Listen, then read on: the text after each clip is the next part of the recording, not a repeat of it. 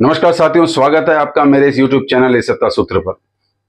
आज हम बात करेंगे संसदीय प्रणाली की।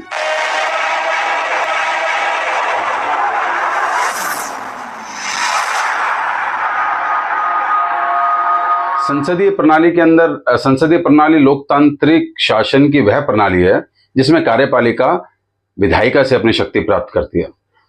अब चूंकि ये थोड़ा सा कंफ्यूजन होगा कि कार्यपालिका विधायिका, क्योंकि ये शब्द जो हैं वो कॉमन नहीं है। मैं आप क्लियर कर देता हूं। कार्यपालिका यानी कि मंत्रिपरिषद यानी कि सरकार, और विधायिका संसद।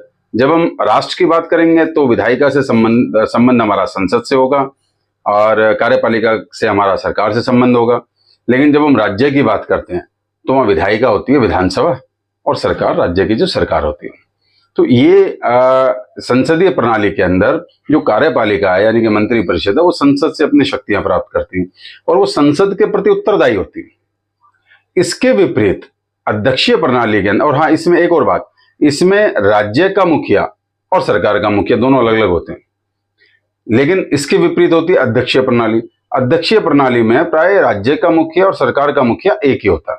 और एक और ये इसमें खास बात यह है कि उसे विधायिका से अपनी शक्तियां प्राप्त नहीं होती हैं, तो वो स्वयं निर्णय लेने में सक्षम होता है और वो राष्ट्रपति शासन, जब वहां पर हम ये भी कह सकते हैं राष्ट्रपति शासन में होता है। तीसरी एक प्रणाली होती है अर्ध अध्यक्षीय प्रणाली, जो कई देशों के अंदर लागू की गई है। अब जो संसदीय प्रणाली है उसमें प्रमुख रूप से भारत है, जो अध्यक्षीय प्रणाली है उसमें प्रमुख रूप से अमेरिका है, और जो अर्ध अध्यक्षीय प्रणाली है उसमें प्रमुख रूप से फ्रांस है। तो हम आगे इस पर बात करते हैं। संसदीय शासन प्रणाली में राज्य का मुखिया नाम मात्र का मुखिया होता है। संवैधानिक दृष्टि से राज्य के मुखिया के पास शक्तियां होती हैं, लेकिन व्यवहारिक दृष्टि से वो शक्तियों का उपयोग नहीं कर पाता। वो शक्तियों का उपयोग मंत्रिपरिषद करती है। भारत, जापान, इंग्लैंड, यहाँ संसदीय प्रणाली है, ये उसके कुछ उदाहरण है। अब यहाँ क्या होता है, व्यवस्थापिका में और कार्यपालिका में घनिष्ठ संबंध होता है। अब आप कहोगे व्यवस्थापिका क्या आ गई? व्यवस्थापिका यानी कि विधायिका यानी कि संसद।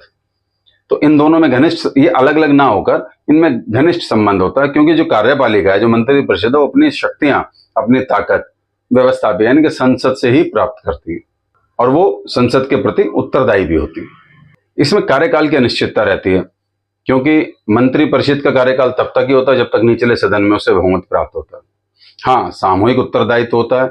इसमें सब लोग सामूहिक रूप से एक दूसरे के प्रति उत्तरदायी होते हैं और सदन के प्रति उत्तरदायी होते हैं, और इसलिए सदन में एक कहावत भी है कि एक सबके लिए और सब एक के लिए। संसदीय शासन प्रणाली में प्रधानमंत्री मंत्रिमंडल का नेता होता है और प्रधानमंत्री का नेतृत्व ही सरकार का नेतृत्व होता है। अब चूंकि वो बहुमत दल का नेता होने के कारण वो सदन का, निचले सदन का भी नेता होता है। अब इसमें एक और खूबी है कि वे राजनीतिक सजातीयता होती है, यानी कि जो संसदीय प्रणाली होती है उसमें एक दल की सरकार होती है, उसी दल के सारे मंत्री होते हैं, तो वो एक टीम के रूप में कार्य करते हैं, जिससे निर्णय लेने में आसानी होती है और डेवलपमेंट के काम भी वो बहुत इजीली कर सकते हैं। हाँ, इसमें ये रहता है कि कभी कभी गठबंधन की सरकारें भी होते हैं, तो उसमें वो कॉमन मिनिमम एजेंडा प्रोग्राम बनाते हैं, उसके तहत वो अपने कार्य को अंजाम देते हैं।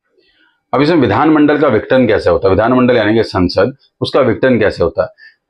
संसदीय सरकार में कभी कभी कार्यपालिका और विधायिका यानी कि संसद के बीच में कुछ गतिरोध उत्पन्न हो जाता है, नहीं बनती आपस में बात, तो उस केस में मुख्य कार्यपालिका विधानमंडल के विघटन की सिफारिश कर सकती है।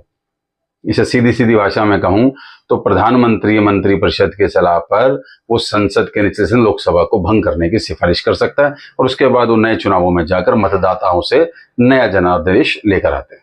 इसमें व्यक्तिगत जिम्मेदारी रहती है, जहां पर संसद मंत्रिपरिषद पूरी संसद के प्रति उत्तरदायी होती है, वहीं प्रत्येक मंत्री अपने विभाग के प्रति उत्तरदायी होता है। संसद सदस्य उससे प्रश्न पूछ सकते हैं, उसके कामों का ब्यौरा ले सकते हैं, उसकी आलोचना भी कर सकते हैं। अब बात आती है कि भाई संसदीय जो प्रणाली है इसके गुण क्या हैं, इनके मेरिट्स क्या हैं, हम उस पर बात कर लेंगे। उसके बाद डीमेरिट्स पर भी हम इसकी बात करेंगे।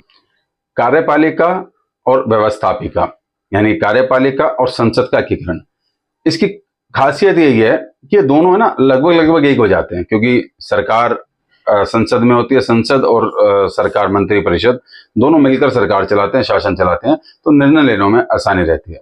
दूसरा, लचीलापन होता है। यह प्रणाली लचीली होती है। इसमें वक्त के अनुसार निर्णय लिए जा सकते हैं। जैसे शांति काल में जो सरकार अच्छा काम कर रही है, हो सकता है संकट काल में वो सरकार अच्छा काम ना करे। यानी कि जब चीजें ठीक चल रही हैं तो सरकार काम कर रही है अच्छा, लेकिन युद्ध या कोई और ऐसी आपातकालीन स्थिति आ गई तो उसमें वो सरकार अच्छा काम नहीं कर सकती, तो संसद विधायिका उस सरकार को बदलने का काम भी कर सकती है। और ऐसा कई बार हमारे देश में हुआ है कि जहां पूरी की पूरी सरकार भी बदली गई है और कभी कभी केवल नेतृत्व में परिवर्तन किया गया। इसमें उत्तरदायी शासन रहता है। अब चूंकि इसमें मंत्री परिषद संसद के प्रति उत्तरदायी होती है, तो इसमें अयोग्य शासन को लंबे समय तक सहन करने की आवश्यकता नहीं होती। जिस दिन मंत्री परिषद सदन में अपना बहुमत खो देती है तो उसको सरकार से बाहर जाना पड़ता है और नए चुनाव या नया मंत्री परिषद गठन कर नई सरकार का गठन किया जा सकता है। राजनीतिक चेतना मिलती है। अब संसदीय शासन में जनता राजनीतिक रूप से बड़ी जागृत होती है। अब जो विरोधी दल होते हैं वो उनको नीतियों के बारे में बताते हैं। संसद के अंदर भी वाद विवाद होता है, नीतियों का विरोध भी होता है, नीतियों का समर्थन भी होता है। वो जितने भी विरोधी दल हैं उनके विषय में जनता जानकर राजनीतिक रूप से परिपक्व होकर अपना निर्णय लेती है और अक्सर जो हित या अहित है उसको देखकर वो सरकारें बदलती रहती है। तो इससे जनता को राजनीतिक समझ बढ़ाने में और अपनी समझ को डेवलप करने में मदद मिलती है। विरोधी दलों का बहुत महत्व होता है। इसमें विरोधी दल न केवल सरकार को अलर्ट रखते हैं बल्कि वो जनता के प्रश्नों को पूछकर भी सरकार पर एक तरह का अंकुश लगाए रखते हैं। और सरकार भी चूंकि जानती है एक सजग विरोधी दल यदि है तो सरकार भी फिर अपने जनता के प्रति उत्तरदायित्वों के प्रति सजग रहती है। और एक सजग विरोधी दल एक लोकतंत्र की प्रमुख कसौटी भी होता है और जरूरी भी होता है। राष्ट्रीय अध्यक्ष का निष्पक्ष परामर्श। अब इस प्रणाली के अंदर राष्ट्रीय अध्यक्ष राजा या राष्ट्रपति वो किसी भी दल से संबंधित नहीं होता और इसलिए वो निष्पक्ष परामर्श अपना देता है, अपनी जो भी सलाह होती है वो देता है। अब यहाँ आप ये कहेंगे कि भाई नहीं, राष्ट्रपति तो किसी न किसी पार्टी से होता है, वो किसी पार्टी का उम्मीदवार हो सकता है, लेकिन राष्ट्रपति बनने के बाद उसका संबंध किसी भी राजनीतिक दल से नहीं रहता। तो इसलिए वो संकट काल स्थिति में वो सरकार को यानी कि मंत्री परिषद को उचित सलाह भी दे सकता है और उसकी आलोचना भी कर सकता है। अब इसमें शासन निरंकुश नहीं हो पाता। एक्चुअली इस प्रणाली के अंदर जो मंत्री परिषद है उसके ऊपर व्यवस्थापिका का नियंत्रण रहता है। तो इस कारण से मंत्री परिषद या कार्यपालिका कभी भी निरंकुश नहीं हो सकती, यानी कि सरकार कभी भी निरंकुश नहीं होती। अब वो अपने प्रश्न पूछना, जैसे किस तरीके से उस पर अंकुश लगाते हैं, प्रश्न पूछ कर, स्थगन प्रस्ताव लाकर, निंदा प्रस्ताव लाकर, कटौती प्रस्ताव लाकर और अंत में अविश्वास प्रस्ताव लाकर सरकार को गिरा भी सकते हैं और सरकार के ऊपर अंकुश भी लगाए। लोकमत का आदर। अब चूंकि इसके अंदर मंत्री परिषद जो होते हैं वो संसद सदस्य होते हैं और संसद सदस्य इधर जनता के बीच से चुन के आते हैं, तो वो जनता का आदर भी रखते हैं, लोकमत का भी आदर करते हैं। जनता इसमें सर्वोपरि होती है। अब हम बात कर लेते हैं संसदीय प्रणाली के डीमेरिट्स के बारे में, उनके दोषों के बारे में। सबसे पहला डीमेरिट इनका है कि अस्थिर शासन होता है। अब इस प्रणाली के अंदर, संसदीय प्रणाली के अंदर स्थिर शासन के लिए सत्तारूढ़ दल को संसद में उसके पीछे बहुमत खड़ा हो, बहुमत की सरकार हो तो ठीक। यदि बहुमत की सरकार नहीं है तो सरकार के ऊपर अस्थिरता का खतरा हमेशा मंडराता रहता है। वो सरकार कभी भी गिर सकती है, जिससे कि अस्थिर शासन का डर इसमें हमेशा बना रहता है। तानाशाही का भय। अब संसदीय प्रणाली में बहुमत दल कार्यपालिका होती है, उन्हीं का प्रधानमंत्री होता है, उनकी सरकार होती है। ऐसे में सरकार कई बार तानाशाह भी हो सकती है और प्रधानमंत्री को अधिकार होता है कि वो कभी भी निचले सदन को भंग कर सकते। अब चूंकि इस शासन में कोई एक व्यक्ति जिम्मेदार नहीं होता, प्रधानमंत्री केवल मंत्रियों का नेता मात्र होता है, तो उसे बहुत सारे दबावों और परिस्थितियों के तहत काम करना पड़ता है, जिस कारण से शीघ्र निर्णय लेने में दिक्कत आती है।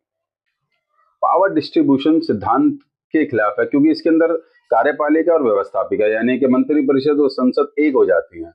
इसमें कई बार स्वेच्छाचारी हो जाता है, जिससे आम जनता को कई बार दिक्कत हो सकती है। अब संकट काल के लिए संसदीय प्रणाली कई बार प्रॉब्लमैटिक होती है, क्योंकि संकट काल में तुरंत निर्णय लेने की आवश्यकता होती है। अब चूंकि इसमें निर्णय सामूहिक होते हैं, अब सभी मंत्रियों को बुलाना, बैठक करना, उनके मत और उनको एक साथ रखना, और उसके बाद यदि गठबंधन की सरकार हो तो उसमें तो और ज्यादा मुश्किल होना। तो कई बार इसमें शीघ्र निर्णय और महत्वपूर्ण निर्णय लेने में विलंब भी हो सकता है और कई बार उनको छोड़ना भी पड़ता है। अब नौकरशाही का प्रभाव रहता है। अब मंत्रिमंडल में जो मंत्री हैं वो अपनी व्यक्तिगत योग्यता के कारण नहीं, उनकी राजनीतिक पृष्ठभूमि या ताकत के कारण मंत्री नियुक्त किए जाते हैं।